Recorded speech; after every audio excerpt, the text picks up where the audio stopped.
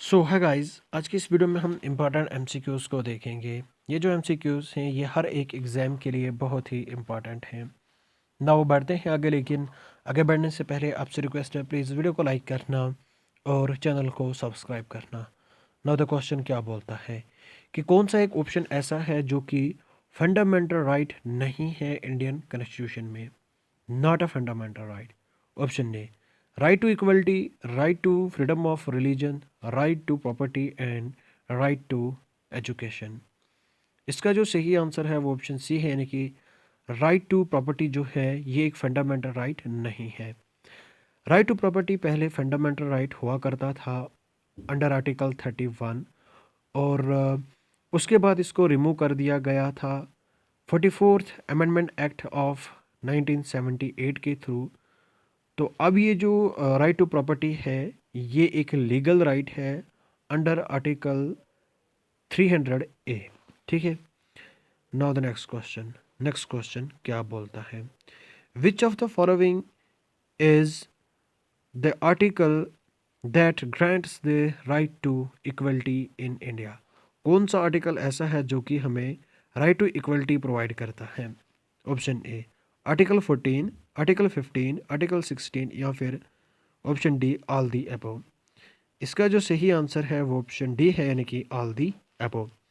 अगर बात करें तो आर्टिकल 14 जो है ये हमें right to equality before law and equal protection of law provide करता है।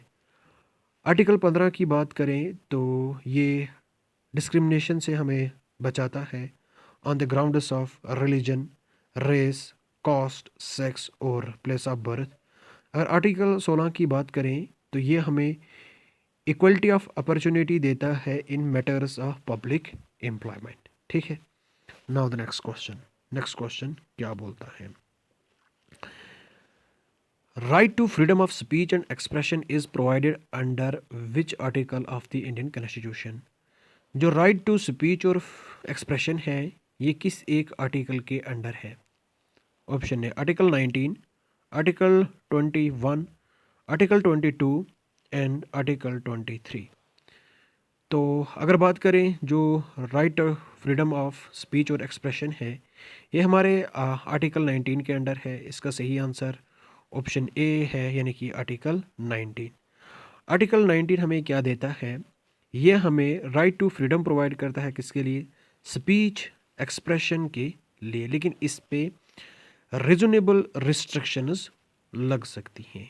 ठीक है। अगर सरकार चाहे तो वो इस पे रिस्ट्रिक्शंस भी लगा सकता है, लेकिन रिजनेबल रिस्ट्रिक्शंस। ठीक है। नाउ द नेक्स्ट क्वेश्चन क्या बोलता है, which article of the Indian constitution grants the protection of life and personal liberty. कौन सा एक आर्टिकल ऐसा है इंडियन कॉन्स्टिट्यूशन का जो कि लाइफ और पर्सनल लिबर्टी को प्रोटेक्ट करता है। ऑप्शन है आर्टिकल 15, आर्टिकल 19, आर्टिकल 21 या फिर आर्टिकल 25। इसका जो सही आंसर है वो ऑप्शन सी है, यानी कि आर्टिकल 21। आर्टिकल 21 क्या है, आर्टिकल 21 क्या करता है, ये लाइफ एंड पर्सनल लिबर्टी को प्रोटेक्ट करता है। ये एक मोस्ट इम्पॉर्टेंट और एक्सपेंसिव फंडामेंटल राइट है हमारे इंडिया का। ठीक है, हमारे इंडियन कॉन्स्टिट्यूशन में आर्टिकल 21 एक ऐसा आर्टिकल है जो किसी भी हालत में सस्पेंड नहीं हो सकता, सरकार इसको वायोलेट नहीं कर सकती। इमरजेंसी के दौरान भी जो आर्टिकल 21 है ये सस्पेंड नहीं होता। ठीक है। नाउ द नेक्स्ट क्वेश्चन क्या बोलता है, under which article is the right to education a fundamental right in India. किस आर्टिकल के अंडर जो राइट टू एजुकेशन है ये एक फंडामेंटल राइट है हमारे इंडिया में। आर्टिकल 14, आर्टिकल 15, आर्टिकल 21 ए या फिर आर्टिकल 25। तो इसका जो सही आंसर है वो ऑप्शन सी है, यानी कि आर्टिकल 21 ए जो है इसमें क्या है, इसमें राइट टू एजुकेशन है। ठीक है, क्या है, राइट टू एजुकेशन। जो 86th अमेंडमेंट एक्ट था 2002 का, इसने आर्टिकल 21 ए को इंसर्ट किया और जो एजुकेशन है उसको एक फंडामेंटल राइट बना दिया। लेकिन उनके लिए जो बच्चे 6 से लेकर 14 साल तक के हैं, ठीक है, उनके लिए राइट टू एजुकेशन कहाँ पे डाल दिया? आर्टिकल 21A के under. Now the next question क्या बोलता है? नेक्स्ट क्वेश्चन की ओर आते हैं। इसका यहाँ पे ये वाला है, ठीक है। Which of the following is an exception to the right to equality? Right to equality को लेकर कौन सा एक एक्सेप्शन है? Discrimination on the grounds of race, discrimination on the grounds of caste, reservation in jobs and educational institutions for backward classes, या फिर discrimination on the grounds of religion. चलो बताओ, इसका जो सही आंसर है वो ऑप्शन सी है, यानी कि reservation in jobs and educational institutions for backward classes. तो ये एक एक्सेप्शन है, ठीक है।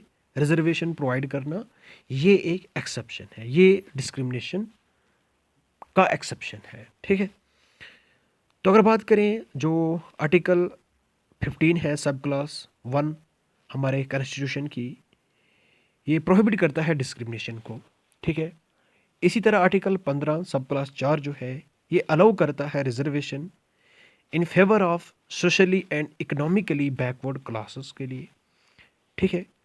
जहाँ एक जगह पे आर्टिकल 51 सब क्लास 1 है ये डिस्क्रिमिनेशन को प्रोहिबिट करता है, वहीं आर्टिकल 15 की ही एक सब क्लास ऐसी है जो कि रिजर्वेशन को अलाउ करता है, ठीक है।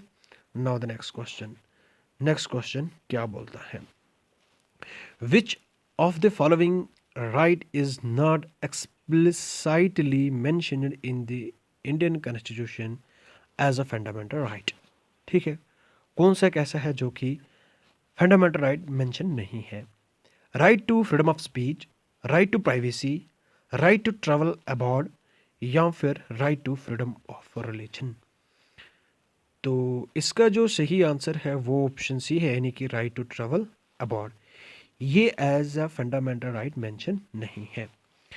जो राइट टू ट्रैवल अबॉर्ड है ये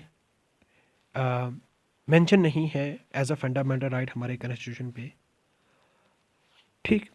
नाउ द नेक्स्ट क्वेश्चन क्या बोलता है? लेकिन ये एक हम ये भी कह सकते हैं राइट टू पर्सनल लिबर्टी और राइट टू लाइफ के हिसाब से आर्टिकल 21 के अंडर आएगा। नाउ द नेक्स्ट क्वेश्चन क्या बोलता है? The right to life includes which of the following? Right to life में क्या क्या आता है?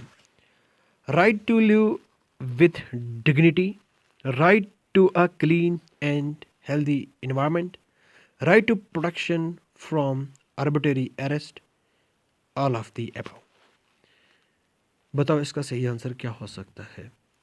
इसका सही आंसर जो है वो ऑप्शन डी है, यानी कि all of the above. Right to life जो है ये हमारे आर्टिकल 21 के अंडर आता है, ठीक है।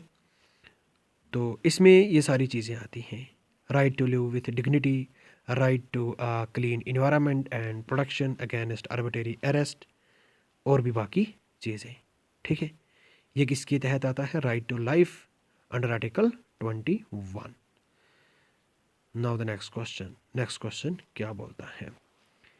Which article of the Indian constitution allows for the restriction of fundamental rights during an emergency?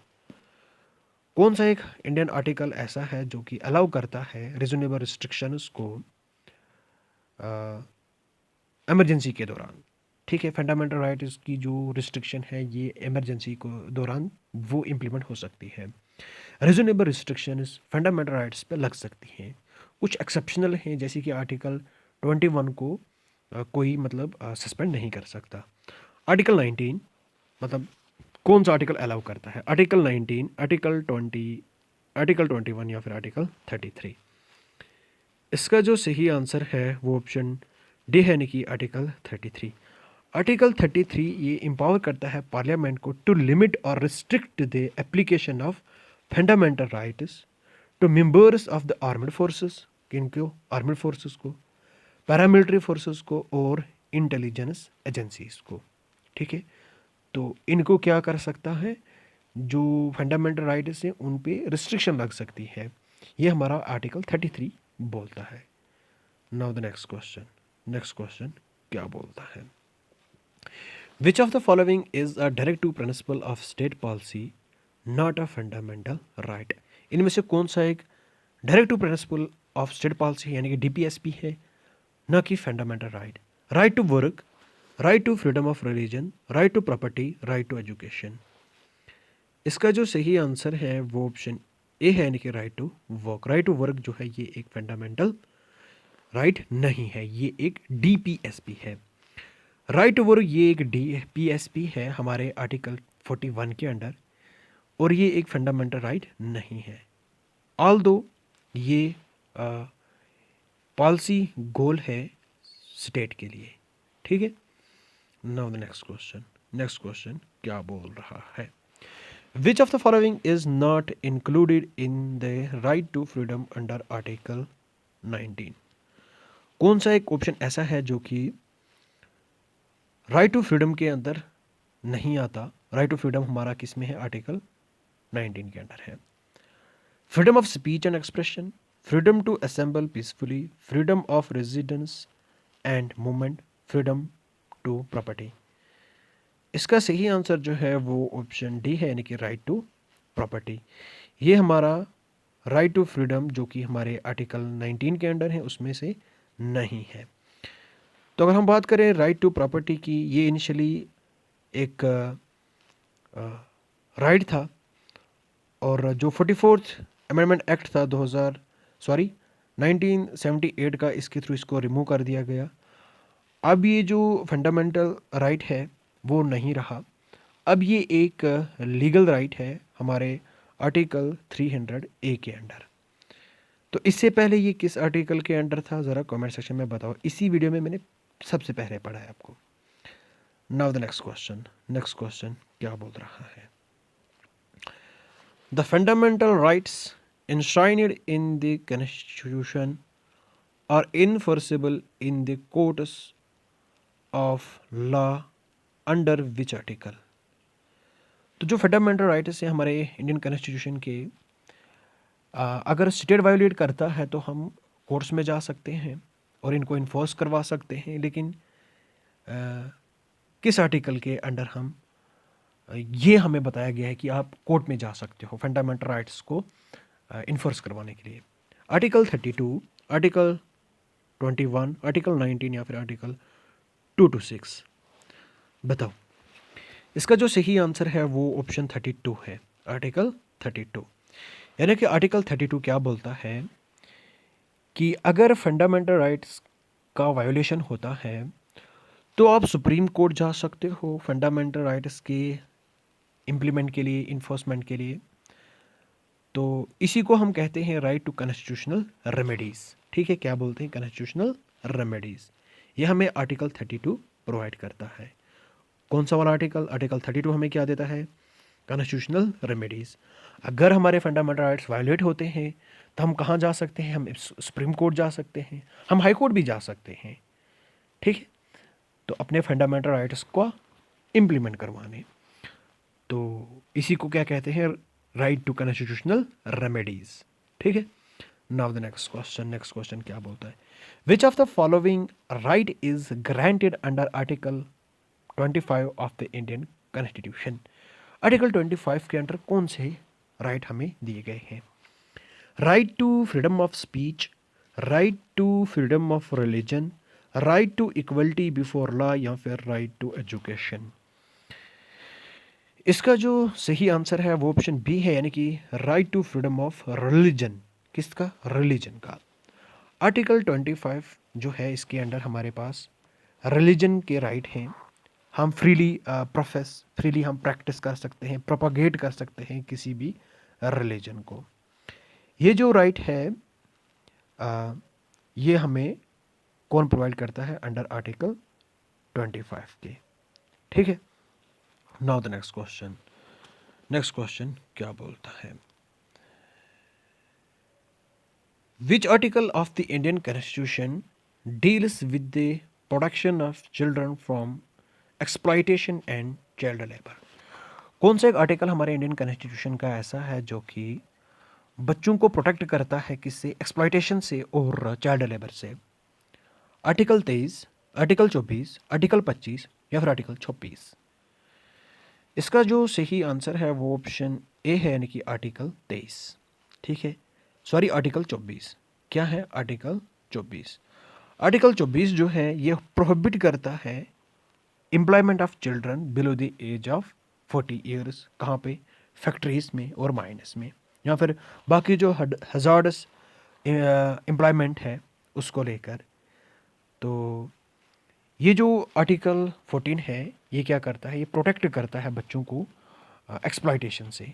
ठीक है, और ये बच्चों का जो एम्प्लॉयमेंट है उसको भी प्रोटेक्ट करता है। बच्चे कौन से होते हैं? जिनकी एज 14 साल तक की होती है या 14 साल से नीचे, उन बच्चों के लिए। ठीक है, कि वो फैक्ट्रीज़ में काम नहीं कर सकते, माइंस के अंदर काम नहीं कर सकते, हजार्ड्स जो फैक्ट्रीज होती हैं उनमें काम नहीं कर सकते। ठीक है, नाउ द नेक्स्ट क्वेश्चन क्या बोलता है? Which article of the Indian constitution allows the imposition of reasonable restriction on fundamental rights? कौन सा एक आर्टिकल ऐसा है इंडियन कॉन्स्टिट्यूशन का जो ये बताता है कि जो फंडामेंटल राइट्स हैं उन पे रीजनेबल रिस्ट्रिक्शन लग सकती है? आर्टिकल 16, आर्टिकल 19, आर्टिकल 21 या फिर आर्टिकल 25? इसका जो सही आंसर है वो ऑप्शन बी है, यानी कि आर्टिकल 19।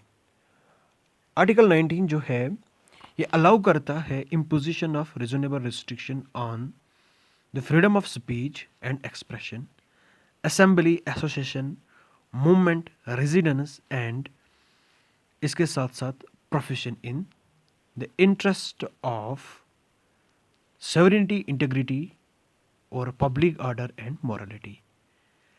ठीक है, जो आर्टिकल 19 है इसमें हमारे पास फ्रीडम ऑफ स्पीच है, फ्रीडम ऑफ असेंबली है, फ्रीडम ऑफ एसोसिएशन है, फ्रीडम ऑफ मूवमेंट है, फ्रीडम ऑफ रेजिडेंस है, फ्रीडम ऑफ प्रोफेशन है। ठीक है, लेकिन हमें मद्देनज़र रखना है अपने देश की जो सॉवरेनिटी है, इंटीग्रिटी है, पब्लिक ऑर्डर है, मॉरलिटी है, उसको हमें माइंड में ज़रूर रखना है। ठीक है, तो अगर मतलब कुछ भी होता है तो क्या हम फ्रीली स्पीच कर पाएंगे? अपने जो कंट्री है उसके अगेंस्ट में थोड़ी ना हम कुछ भी बोल सकते हैं। हमें असेंबली करनी है, लेकिन क्या पता है कोई बंदा कल को कुछ आर्म्स लेके, वेपन्स लेके इकट्ठा हो जाए। ठीक है, कोई मूवमेंट करे, कहीं भी कोई चला जाए, ये थोड़ी ना हो सकता है। हमारे कुछ ऐसी प्लेसेस होती हैं जहाँ पे हम किसी को नहीं जाने दे सकते, मिलिट्री बेसिस होती हैं। ठीक है, रेजिडेंस, कोई ट्राइबल एरियाज़ में रहने चला जाएगा, क्या हम उसको रहने देंगे वहाँ पे? नहीं ना। प्रोफेशन, कोई ड्रग्स मतलब सेल करेगा, कोई मतलब ऐसे टॉक्सिक सब्सटेंसेस की सेल करेगा, क्या उसको हम करने देंगे? नहीं ना। तो इस वजह से हम क्या कर सकते हैं? हम इन पे रीजनेबल रिस्ट्रिक्शंस लगा सकते हैं। ठीक है, ताकि जो सॉवरेनिटी है, इंटीग्रिटी है, पब्लिक ऑर्डर है, मोरलिटी है, ये मेंटेन रहे। तो इस वजह से यहाँ पे रीजनेबल रिस्ट्रिक्शंस हैं हमारे आर्टिकल 19 पे। ठीक है, नाउ द नेक्स्ट क्वेश्चन क्या बोलता है? नेक्स्ट क्वेश्चन की ओर आते हैं। Which of the following is a fundamental right granted to the citizens of India under article 19? कौन से फंडामेंटल राइट्स हैं जो कि आर्टिकल 19 हमें देता है? Right to free speech, right to property, right to strike या फिर right to join a political party? तो इसका जो सही आंसर है वो ऑप्शन ए है, यानी कि right to free speech, right to freely speech. ठीक है, आर्टिकल 19 क्या बोलता है? ये हमें राइट ऑफ स्पीच है, एक्सप्रेशन है, ये चीज़ें हमें प्रोवाइड करता है। ठीक है, लेकिन जो आर्टिकल 19 है इसमें पीसफुली हम असेंबली भी कर सकते हैं, असेंबल भी हो सकते हैं, एसोसिएशंस भी बना सकते हैं, मूवमेंट भी कर सकते हैं, उधर इधर रह भी सकते हैं हमें जहाँ पे हमें हमारा दिल चाहे, लेकिन रीजनेबल रिस्ट्रिक्शंस हैं। और हम कोई भी प्रोफेशन जो है वो अपना सकते हैं, लेकिन इस पे भी रीजनेबल रिस्ट्रिक्शन है। ठीक है, चलो नाउ बढ़ते हैं आगे। नेक्स्ट क्वेश्चन क्या बोलता है? Question number 17, under which of the following article does the Constitution of India provides the prohibition of discrimination on the grounds of religion, race, caste, sex or place of birth? कौन सा एक article ऐसा है जो कि discrimination को prohibit करता है? किस बेसिस पे? RRCS place of birth. ठीक है, रिलीजन, रेस, कास्ट, सेक्स और प्लेस ऑफ बर्थ, इन चीज़ों पे कौन सा एक आर्टिकल है जो कि प्रोहिबिट करता है डिस्क्रिमिनेशन को? आर्टिकल 14, आर्टिकल 15, आर्टिकल 16 या फिर आर्टिकल 17? इसका जो सही आंसर है वो ऑप्शन बी है, यानी कि आर्टिकल 15। आर्टिकल 15 क्या बोलता है? जो आर्टिकल 15 है इंडियन कॉन्स्टिट्यूशन का, ये प्रोहिबिट करता है डिस्क्रिमिनेशन बाय द स्टेट। किस किस ग्राउंड पे? On the grounds of religion, race, caste, sex और प्लेस ऑफ बर्थ। ठीक है, इन चीज़ों पे हम डिस्क्रिमिनेट किसी को नहीं कर सकते, लेकिन एक एक्सेप्शन है यहाँ पे। कौन सी एक्सेप्शन? हम क्या कर सकते हैं? हम रिजर्वेशन दे सकते हैं। किन को? जो हमारी बैकवर्ड क्लासेस होती हैं इकोनॉमिकली, उन क्लासेस को हम क्या कर सकते हैं? रिजर्वेशन दे सकते हैं। ये एक एक्सेप्शन है हमारे किस पे? प्रोहिबिशन ऑफ डिस्क्रिमिनेशन में। ठीक, now the next question. Next question क्या बोलता है? Which article of the Constitution empowers the Parliament to restrict or modify the fundamental rights for the members of armed forces, police forces, etc.?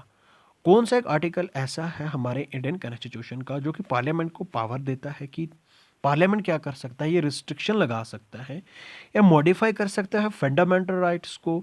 किसके लिए? Armed forces के लिए और police forces के लिए। वो कौन सा आर्टिकल है? आर्टिकल 33 है क्या? आर्टिकल 35 है क्या? आर्टिकल 36 है या फिर आर्टिकल 37 है? बताओ।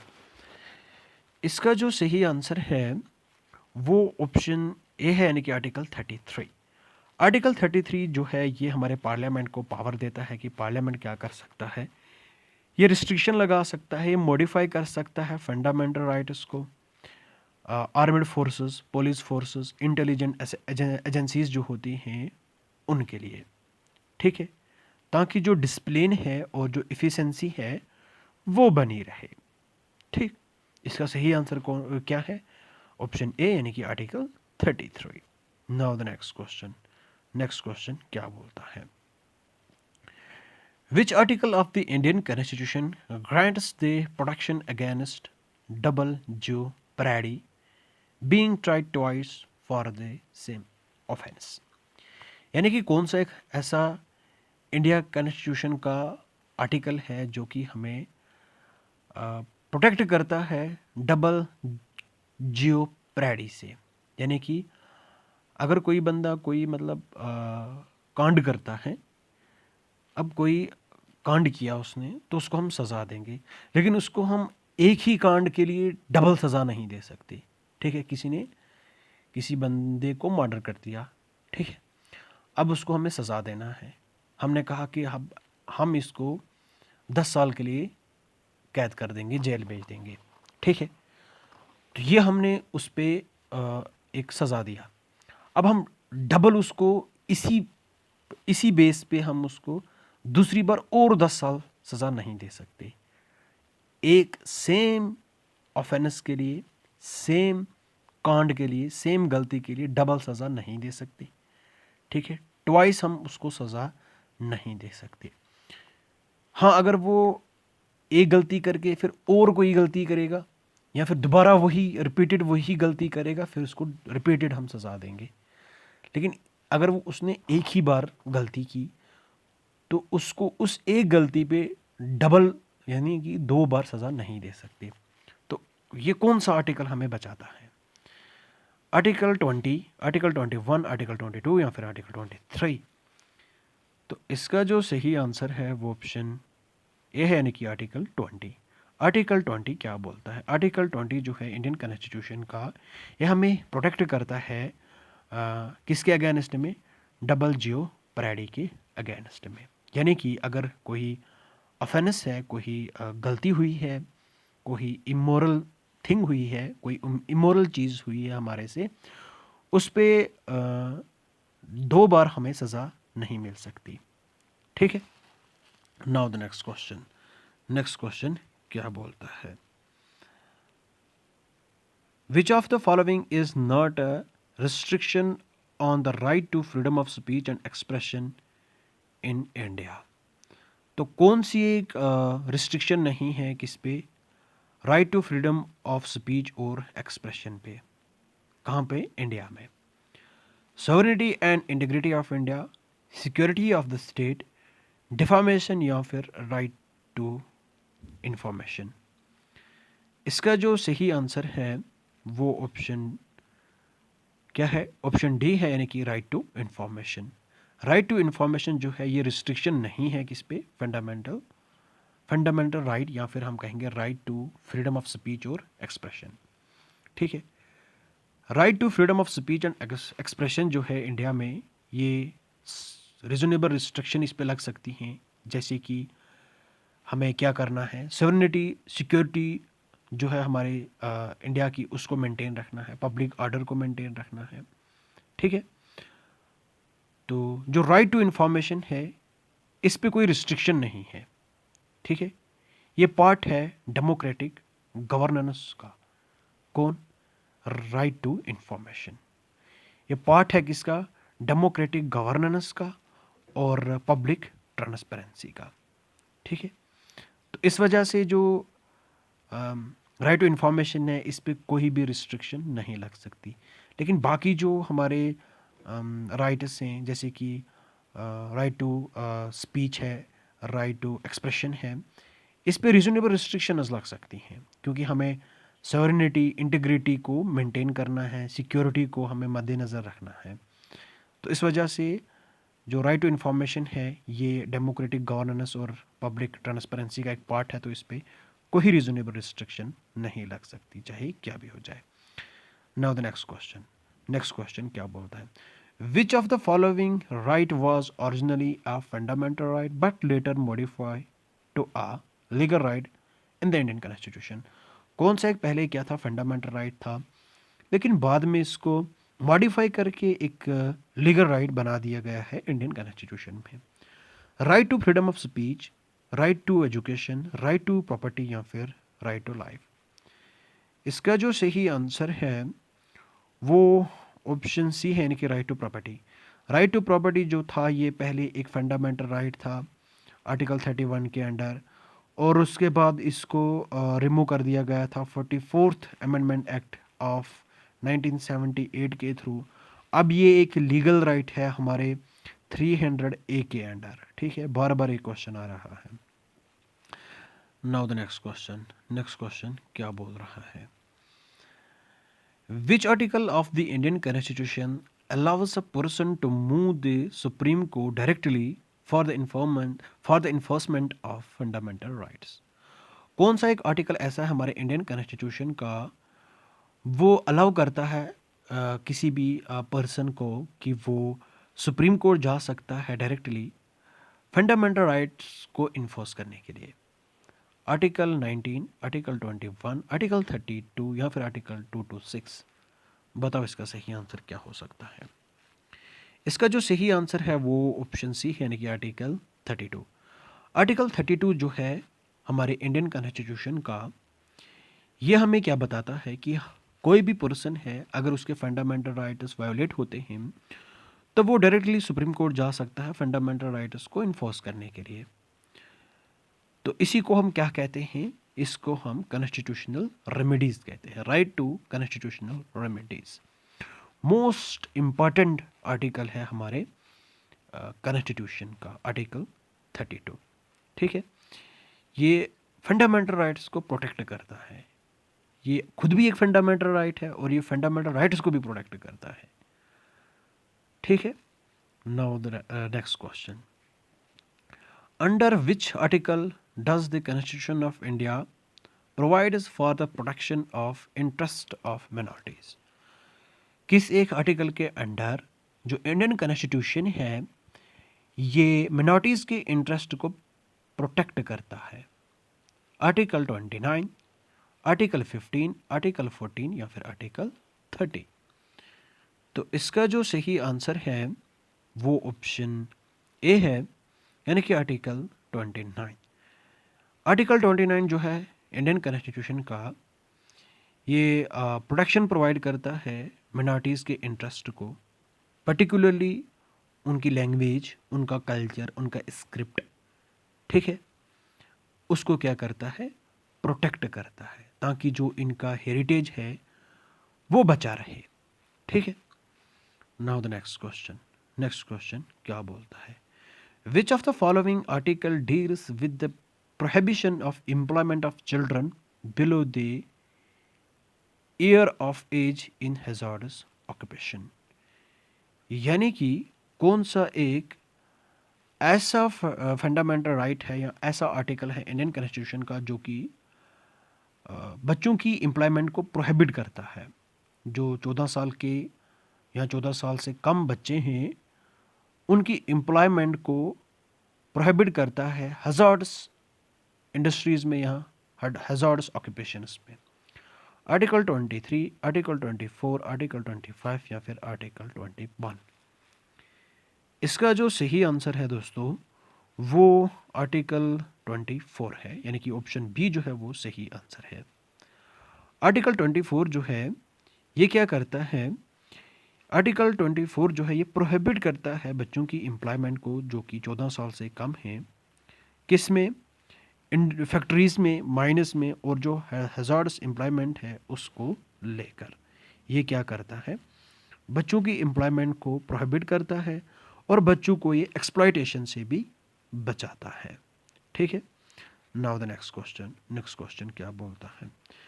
विच of the following right is subject to reasonable restriction in the interest of sovereignty, integrity and public order? कौन सा एक ऐसा आर्टिकल है इंडिया के कॉन्स्टिट्यूशन के अंडर जिसको रिस्ट्रिक्शंस लग सकती हैं देश की सॉवरेनिटी, इंटीग्रिटी और पब्लिक ऑर्डर को लेकर? यानी कि हमें सॉवरेनिटी, इंटीग्रिटी और पब्लिक ऑर्डर को मद्देनज़र रखना है और इन राइट्स पे क्या करना है? रिस्ट्रिक्शन लगा देनी है। Option A, right to freedom of speech and expression, right to life and personal liberty, right to practice any profession या फिर राइट टू रिलीजन? इसका सही आंसर जो है वो ऑप्शन ए है, यानी कि right to freedom of speech and expression. ये जो राइट है इस पे रीजनेबल रिस्ट्रिक्शंस लग सकती हैं। जो right to freedom of speech है हमारे आर्टिकल 19 के अंडर, इस पे रीजनेबल रिस्ट्रिक्शंस लगती हैं। Sovereignty, integrity of India, public order और भी जो बाकी फैक्टर्स हैं उनको लेकर, ठीक है। हमें ज़्यादा प्रायोरिटी सॉवरेनिटी, इंटीग्रिटी पे देनी है, पब्लिक ऑर्डर पे देनी है, न कि फ्रीडम ऑफ स्पीच और एक्सप्रेशन पे, ठीक है। नाउ द नेक्स्ट क्वेश्चन क्या बोलता है? Which of the following is a violation of article 15 of the Indian constitution? कौन सा एक वायोलेशन है आर्टिकल 15 का हमारे इंडियन कॉन्स्टिट्यूशन में जो है, ठीक है? Providing special treatment for women and children, discrimination on the grounds of religion, race, caste, sex और place of birth, providing reservation for backward classes या फिर ऑल ऑफ द अबव? इसका जो सही आंसर है वो ऑप्शन बी है, यानी कि discrimination on the grounds of religion, race, caste, sex और प्लेस ऑफ बर्थ। ये क्या है? ये वायोलेशन है इसका आर्टिकल 15 का, जो कि हमारे इंडियन कॉन्स्टिट्यूशन में है। अगर कोई डिस्क्रिमिनेट करेगा रिलीजन, रेस, कास्ट, सेक्स और प्लेस ऑफ बर्थ पे, तो इसका मकसद है कि उसने आर्टिकल 15 का वायोलेशन किया है, ठीक है। हम स्पेशल ट्रीटमेंट दे सकते हैं बच्चों को और वुमेन को। इसके साथ साथ ये हमने पहले ही देखा कि एक एक्सेप्शन है कि हम रिजर्वेशन दे सकते हैं बैकवर्ड क्लासेस को, जो इकोनॉमिकली बैकवर्ड क्लासेस हैं उनको हम रिजर्वेशन प्रोवाइड कर सकते हैं। ये एक एक्सेप्शन है, ये डिस्क्रिमिनेशन नहीं है। ठीक है, अब हमारे पास मिसाल के तौर पर दो बच्चे हैं। ठीक है, एक बच्चा अच्छा है, ये पढ़ा लिखा है, दूसरा वाला भी पढ़ा लिखा है, लेकिन जो टू वाला है ये थोड़ा इकोनॉमिकली वीक है, बहुत मतलब बैकवर्ड है। और अगर हम देखें तो ये वन वाला जो है ये इकोनॉमिकली फिट फाट है।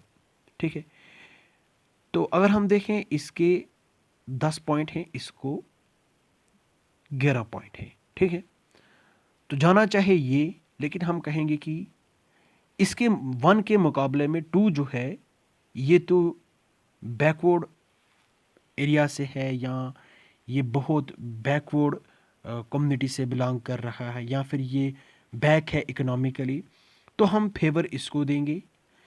तो इसका मतलब डिस्क्रिमिनेट नहीं हुआ, इसका मतलब डिस्क्रिमिनेशन नहीं हुआ, इसका मतलब हमने क्या दिया, इसको रिजर्वेशन दिया। ठीक है, ताकि ये भी वन के बराबर हो सके, जो टू है ये भी किसके बराबर हो सके, वन के बराबर हो सके।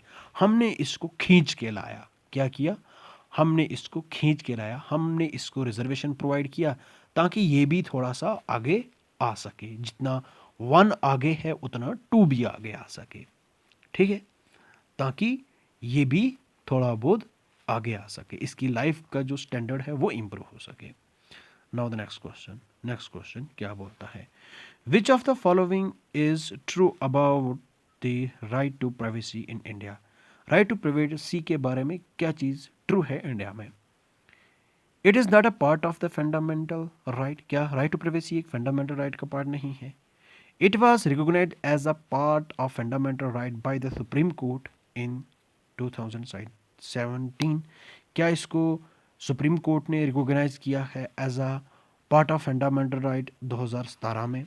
It is explicitly mentioned in the Indian constitution, या फिर it is a legal right but not a fundamental right. तो इसका जो सही आंसर है वो ऑप्शन बी है, यानी कि इसको रिकॉग्नाइज किया गया है as a part of fundamental right supreme court के थ्रू, कब, 2017 में।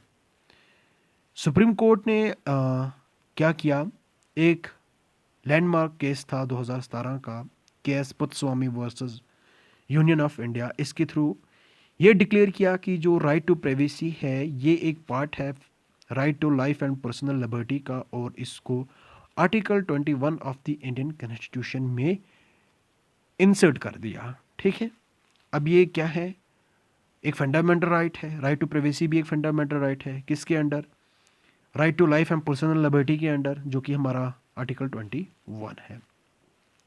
नाउ द नेक्स्ट क्वेश्चन क्या बोलता है, which of the following articles of the Indian Constitution related to the protection against arbitrary arrest and detention।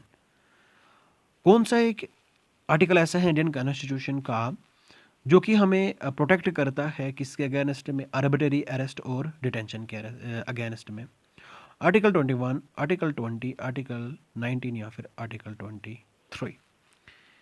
इसका जो सही आंसर है वो ऑप्शन बी है, यानी कि आर्टिकल 20। आर्टिकल 20 जो है ये प्रोटेक्ट करता है इंडिविजुअल्स को आर्बिट्ररी अरेस्ट से और डिटेंशन से। तो इसके साथ साथ ये हमें डबल जियोपैरेडी से भी बचाता है, सेल्फ इंक्रिमिनेशन से, और रिट्रोस्पेक्टिव पनिशमेंट से भी। ठीक है, नाउ द नेक्स्ट क्वेश्चन क्या बोलता है, which of the following is true about the right to freedom of religion in India. जो right to freedom of religion है उसके बारे में क्या ठीक है इंडिया में। It allows any individual to profess, practice and propagate religion freely. It is granted by Article 20 of the Indian Constitution. It is an absolute right with no restriction. It is a legal right, not a fundamental right. चलो बताओ इसका सही answer. इसका सही answer जो है वो option A है, यानी कि it allows any individual to profess practice and propagate religion freely. ठीक है, जो right to freedom of religion है ये हमारे आर्टिकल 25 में आता है इंडियन के कॉन्स्टिट्यूशन के। ठीक है, तो इसमें क्या है, इसमें राइट टू फ्रीडम है। कौन सा article, article 25। Now the next question क्या बोलता है, which of the following articles of the Indian constitution grants equality of opportunity in matters of public employment. कौन सा एक आर्टिकल ऐसा है इंडियन कॉन्स्टिट्यूशन का जो कि हमें इक्वल अपॉर्चुनिटी प्रोवाइड करता है, किसमें, मैटर्स ऑफ पब्लिक एम्प्लॉयमेंट में। आर्टिकल 15, आर्टिकल 16, 17 या फिर 18। इसका जो सही आंसर है वो ऑप्शन बी है, यानी कि आर्टिकल 16। आर्टिकल 16 जो है ये हमें क्या देता है, equality of opportunity in matters of public employment and prohibit करता है डिस्क्रिमिनेशन को on the grounds of religion, race, caste, sex, descent, place of birth और रेजिडेंस। ठीक है, आई होप आपको ये वीडियो पसंद आई होगी। प्लीज़ वीडियो को लाइक करना और चैनल को सब्सक्राइब करना। तो आज 30 तक क्वेश्चन हुए, तो कल 30 से लेकर आगे की ओर खींचेंगे। वीडियो को लाइक कर देना और चैनल को सब्सक्राइब कर देना। Thank you and bye bye, have a nice day.